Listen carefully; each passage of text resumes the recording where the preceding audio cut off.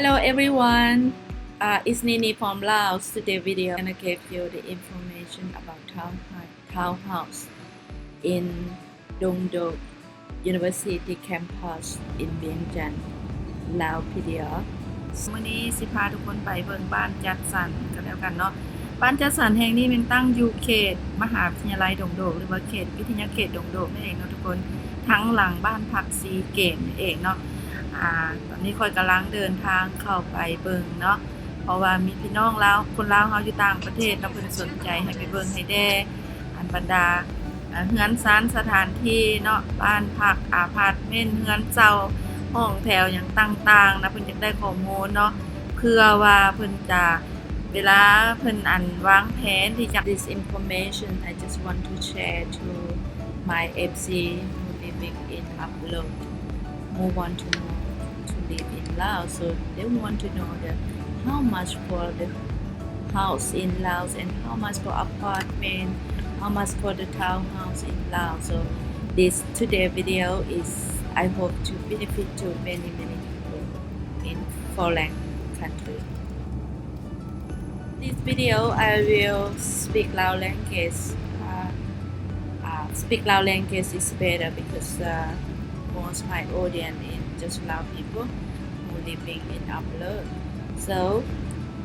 I want to make some subtitle in English for you guys foreigners. Okay, because it's very hard for me to do both language because some people come in, it will be very confusing them to listen to language together. But this video I try to speak Lao language and English subtitle, okay? But some video I gonna talk both language, Lao language and English language together. เดี๋ยวพวกเราไปเบิ่งข้อมูลนำกันเลยเนาะว่าราคาบ้านเป็นหลังหรือกับราคาทาวน์เฮาส์อยู่เขตวิทยาลัยดงโดกนครหลวงจันทน์เนาะราคาเป็นจังได๋พวกเราไปเบิ่งนำกันเลย Okay guys, how's about the price of the townhouse in Vientiane capital Laos? How much per house? So let's check it out together guys.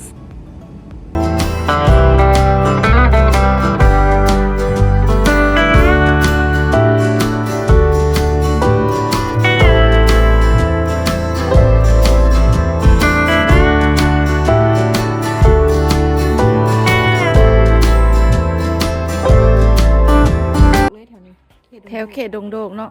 เขตมหาวิทยาลัยดงโดกเนาะบ้านหนองเวียงคำอันนี้นะมีหมู่บ้านแสนสบายอยู่นี่ผู้ใดสนใจนะนี่เด้อกำลังถ่ายวิดีโอให้เบิ่งอันเนาะอันเฉพาะให้ขายอย่างเดียวบ่หรือว่าให้เช่ากะนี่แต่ขายอย่างเดียวเนาะตัวนี้เนาะราคาเริ่มต้นตั้งแต่139,000จนถึง198,000เนาะอันนี้เนาะอันนี้ก็คือหมู่บ้านเพิ่นนี่กำลังเฮ็ดอยู่นี่มีผู้เพิ่นซื้อแล้วเพิ่นกำลังสิขึ้นบ้านใหม่เนาะหลังนั่นแม่นบ่แล้วล่ะหลังสุดท้ายเพิ่นก็ขึ้น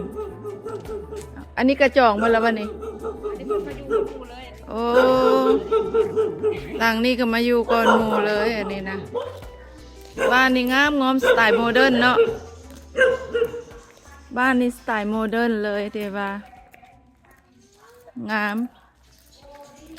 หลังนี้เท่าไหร่ชั้นหลังนี้โอ้ราคาประมาณเท่าไหร่ตัวนี้กะอยู่ที่นี่กันราคาเริ่มต้นตั้งแต่139,000เนาะจนถึง198,000เนาะทุกคนเนาะนี่ถ่ายให้เบิ่งเด้อนี่แล้วก็ยังมีบ้านยังพันแล้วก็มีกำลังเฮ็ดไปน้ำไผ่ซื้อแล้วก็ขายไปน้ำเฮ็ดไปน้ำทุกคนตัวนี้นะเนาะตัวนี้อันนี้ก็เป็นบ้านสไตล์โมเดิร์นเด้องามแล้วก็อยู่บ่ไกลเนาะอยู่บ่ไกลจากมหาวิทยาลัยดงโลกอยู่ประมาณ310เขตหลังวิทยาอย่างก็วิทยาเขตหลังหอพักซีเกมเนาะอันนี้นะต้องจ่ายงวดเดียวเลยบ่หรือว่าสิจ่ายคน20%แล้วสามารถดาวมี5 10 15 20 25 ปีอ๋อสามารถดาวได้อีก แต่ว่าต้องจ่ายก่อน20%เนาะ โดย15-20% จ่ายประมาณ15เหลือง20%หลังจากนั้นก็สามารถพรได้ถึงสูงสุดถึงจักปี 25 ปี ถึง25ปีเนาะทุกคนสามารถพรได้ถึง25ปีสามารถออกซื้อได้เลย แม่จ่ายแล้วเขาก็โอนซื้อให้เลย จ่ายครบหมดพุ่นติ จ่ายอัน จ่าย20%ก็สามารถจ่าย20%ก็สามารถโอนซื้อให้เลยเนาะหลังจากนั้นก็พรไปเฮ็ดสัญญาพรนำทางนะ ธนาคารเลย ธนาคารเลยอ๋อดีแต่ว่าเดี๋ยวนี้หันสนใจอยู่จังซี่เนาะเพราะว่าอันพี่น้องเฮาอยู่ต่างประเทศหันเพิ่นอยากฮู้ว่าเพิ่นสามารถใช้ซื้อเพิ่นได้บ่คันสมมุติเพิ่นซื้อบ้าน เลยว่ะ แปลว่าคนลาวเฮาแต่ว่าเพิ่นเปลี่ยนเป็นสัญชาติเป็นต่างประเทศแล้ว น่าจะอันนั้นยากหรือว่าใส่ซื้อพี่น้อง139,000เนาะคือหลังนี้3หลังนี่แม่น158,400อ๋อ ราคาปกติมัน158,400แล้วหลังนี้มันสิกว้างขึ้นหน่อยหนึงเป็น163,000ตัวนี้163ราคาต่ำสุดเท่าใดอยู่นี่ 139,000 139แล้วก็150 158,400แล้วก็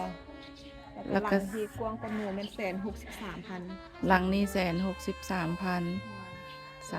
แม่น198,000ที่มีครบทุกอย่างเลยเฟอร์ อยู่ นิ ไส เจอร์เสื้อนอนอย่าง หลังนั้นบ่ แม่ โอเคเดี๋ยวเฮาไปเบิ่งตัวนี้ก่อนเนาะเฮาไปเบิ่งห้องอยู่นี่ก่อนว่าเป็นแนวใดเนาะเพื่อคนสนใจเด้อเพราะว่าเพิ่นก็ให้มาเบิ่งให้แน่ก็สิพามาเบิ่งอันนี้เพิ่นก็กำลังตกแต่งอยู่เนาะอันนี้เข้ามาทางด้านในตัวนี้เป็นใหญ่เลยเนาะตัวนี้เนาะเฟอร์นิเจอร์ครบสุด แม่เฟอร์นิเจอร์โซฟาโต๊ะกินข้าวแอร์ติดไปแล้วแอร์4หน่วย ตัวนี้จะเป็นห้องโถงเนาะมันกำลังตกแต่งอยู่นี่จะเป็นโซฟาอันนี้แอร์ได้4หน่วยมันบอกเฟอร์นิเจอร์ครบสุดเนาะเฟอร์นิเจอร์ครบสุดอันนี้เฟอร์นิเจอร์ครบสุดสำหรับบ้านหลังนี้198,000อันนี้เป็นห้องครัวนี่หลังบ้านโอ้เฮ็ดสวนครัวน้อยก็ได้เฮ็ดเฮือนครัวลาวก็ได้อันนี้ แม่นี่คือหลังที่เงินครัวเรา เฮ็ดเฮือนครัวลาวแบบว่าเขาอยากดังฟืนดังไฟหั่นนะเขาก็สามารถดังได้เนาะเฮือนครัวห้องโถงเคาน์เตอร์บาร์มีห้องน้ำอยู่ทางด้านนอกนี่มีห้องหนึ่งนอกกล้องคันใดเอาขึ้นไปเบิ่งทางด้านเทิงเลยเถอะขึ้นไปเบิ่งชั้นเทิงเลย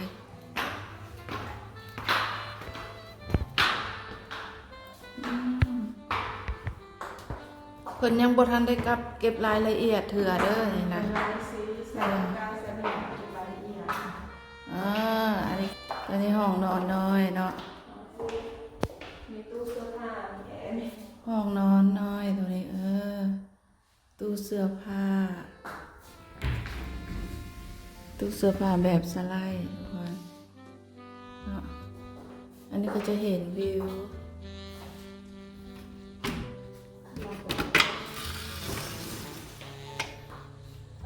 อันนี้วิวเนาะเขตดงโดกเด้อนี่นะหลังหอพักซีเกมเนาะอันนี้ก็เป็นห้องนอนเนาะตู้เสื้อผ้า เป็นห้องน้ำวันของชั้นเติม อันนี้ห้องน้ น้ำอุ่นแล้ว อันนี้ห้องน้ำเนาะห้องน้ำบนอาบน้ำ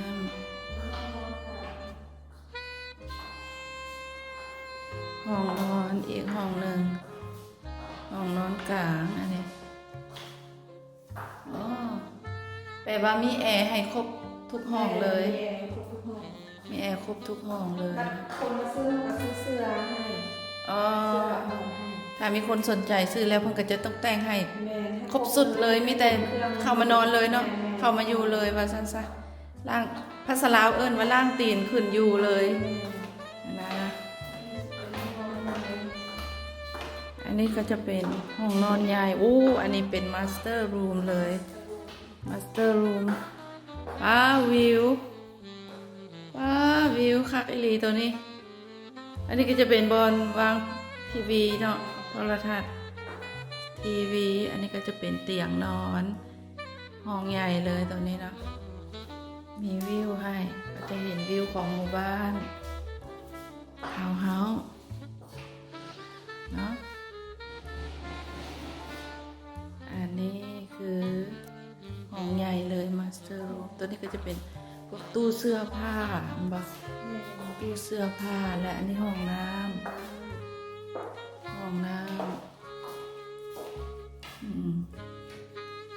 มีอ่างอาบน้ำให้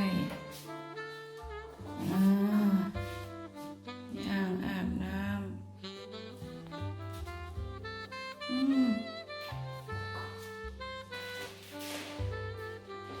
198,000ทุกคนสำหรับบ้านหลังนี้เนาะและบริยูไก่จาก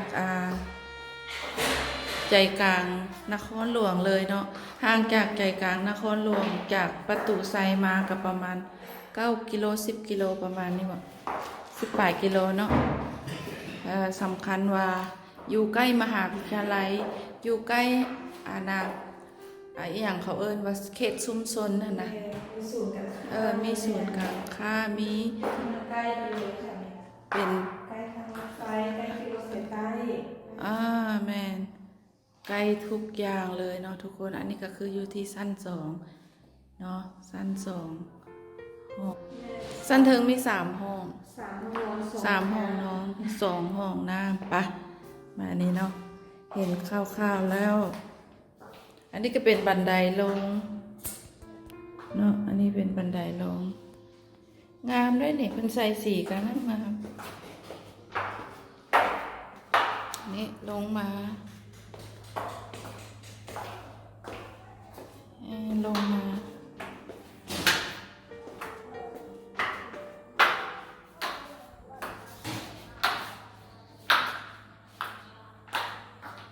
เคาน์เตอร์บาร์ห้องโถงใหญ่นะห้องโถงใหญ่ตัวนี้เราก็จะออกไปทางด้านหลัง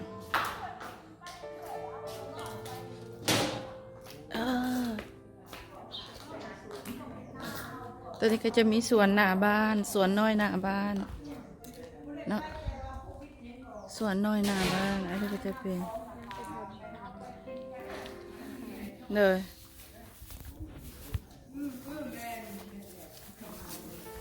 อันนี้ก็จะ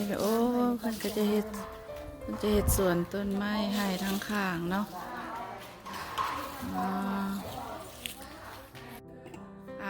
ปัจจุบันนี่เนาะคันว่าเป็นคนลาวเฮาอยู่ต่างประเทศเนาะยังเป็นสัญชาติต่างประเทศอยู่นะบ่สามารถจะใส่ชื่อได้เทื่อเด้อในตามกฎหมายของลาวปัจจุบันนี้แต่ว่าสามารถใส่ชื่อพี่ชื่อน้องหรือว่าใส่ชื่อผู้ค้ำประกันหรือว่าใส่ชื่อของโครงการเลยก็ได้แต่เราก็สามารถอยู่ไปได้เลยเนาะเราก็อาจจะเฮ็ดสัญญากับเจ้าของโครงการไว้เนาะหลังจากนั้นเราก็จะเป็นเจ้าของเฮือนไปเลยเนาะแต่ว่าจะให้ใส่ชื่อโดยตรงหันกฎหมายยังบ่อนุญาตเถื่อเนาะปัจจุบันนี่เนาะอันนี้ก็คือหมู่บ้านจัดสรรที่พวกเฮาอันนั้นนะมาถ่ายให้เบิ่งเด้ออันนี้ก็ยังพันแล้วเนาะแม่หมายความว่าผู้ใดใครซื้อแล้วเขาจะเข้าตกแต่งให้เลยเข้าทาสียิงเพดานใส่ผู้ใดซื้อจึงคอยเฮ็ดให้เลยว่าซั่นซะอันนี้นะเนาะคือจังซี่ตัวนี้เพิ่นซื้อแล้วนี่เพิ่นก็กำลังสิเกี่ยมขึ้นเฮือนแล้วนี่ตัวนี้เพิ่นซื้อแล้วเพิ่นก็เกี่ยมเนาะอันนี้ก็เพิ่นก็มาอยู่ก่อนหมู่เลยเนาะเขตนี้นะอันเป็นจังได๋ขอข้อมูลตัวอพาร์ตเมนต์แน่เจ้าอันอพาร์ตเมนต์มีจักห้องหลังนี้198เนาะเตรียมขึ้นหลังนี่แหละอันนี้158,400อันนี้ก็งามเพิ่นซื้อเรียบร้อยแล้วเด้อตอนนี้มีคนอยู่แล้วพอมัน198,000ตัวนี้เพิ่นเฮ็ดเอง เฟอร์นิเจอร์มันเองบ่ตอน แม่ นี้ นเฟอร์นิเจอร์เพลงมีแต่ของทาสีเขาใส่แก้วเพดานมันยังให้ อ๋ออ๋ออ๋อ คือราคาโปรโมชั่นทุกกันโครงการสิมีโปรโมชั่นหลังหนึ่งหนนะโอเคหลังนี้198เนาะอ๋อ เตรียมขึ้นหลังนี่แหละอื่น อันนี้158,400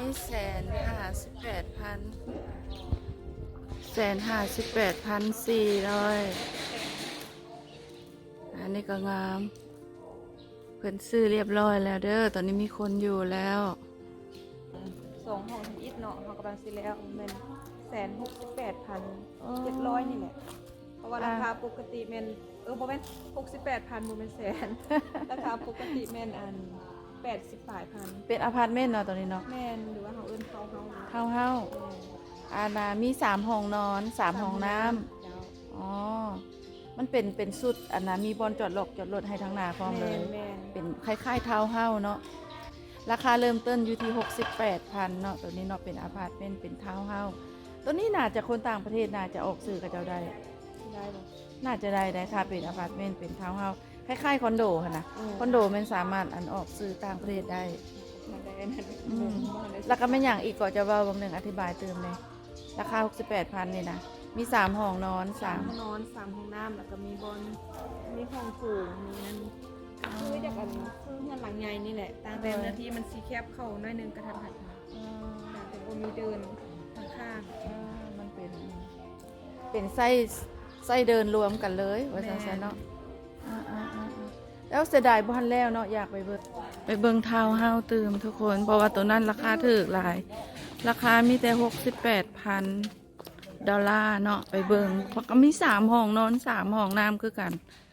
เท่านั้นนะแล้วก็สามารถผ่อนได้คือกันเนาะตัวนั้นเนาะตัวนั้นก็สามารถผ่อนได้คือกันทุกคนจ่ายเพียง20%หลังจากนั้นก็ผ่อนไปได้ฮอดถึง25 ปีเนาะแต่ว่าเพิ่นกำลังเฮ็ดอยู่อย่าเข้าไปเบิ่งโครงสร้างเป็นแนวใด68,000 บาททุกคนอันนี้ก็คือทาวน์เฮาส์เนาะที่ว่าเพิ่นสร้างกำลังสร้างอยู่ยังบ่ทันได้แล้วเด้อผู้ใดสนใจอยากซื้อเป็นทาวน์เฮาส์ก็ได้ราคาจะถูก ยามประจำมี24ชั่วโมงเลย ราคาจะถูกกว่าเป็นบ้านเป็นหลังหลายเนาะแล้วก็ราคาก็บ่ได้แพงเนาะเพิ่นให้ ของบ้านมันเนาะ อันนั้นเพิ่นให้อันนะแบบว่าจ่ายก่อน20%นั่นน่ะหลังจากนั้นสามารถผ่อนได้ตั้งว่า25 ปีนะเฮามาไล่แล้วนะจ่ายก่อน20%กับประมาณ10,000 ปลายดอลลาร์เท่านั้นเนาะหลังจากนั้นก็มาจ่ายเป็นปีผ่อนเป็นปีไปดอกเบี้ยกับธนาคารเลยแล้วก็จะได้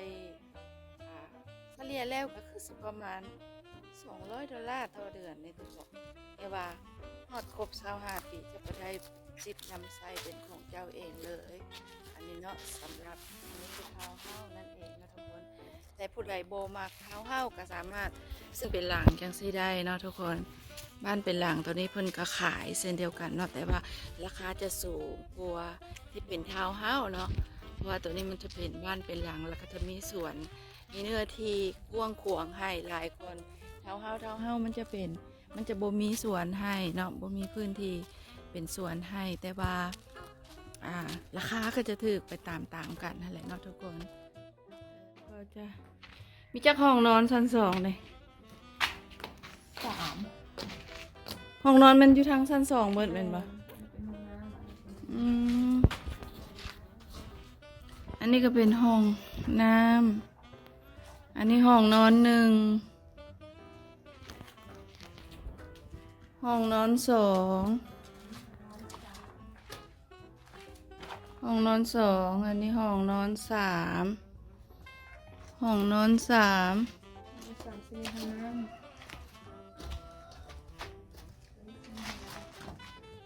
ห้องน้ำ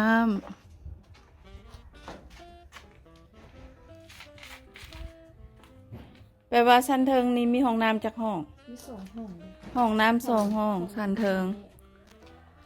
และชั้นลุมมีห้องน้ำ1 3ห้องนอนชั้นเทิง3ห้องนอน2ห้องน้ำ ซันรูมหนึ่งห้องน้ำกับห้องโถงใหญ่เรือนครัวเด้นี่แมนจะชมวิว อันนี้แมนหอพักซีเกมนะทุกคน ทางคนกรีดเข้ามา นี่อันนี้แมนหอพักซีเกม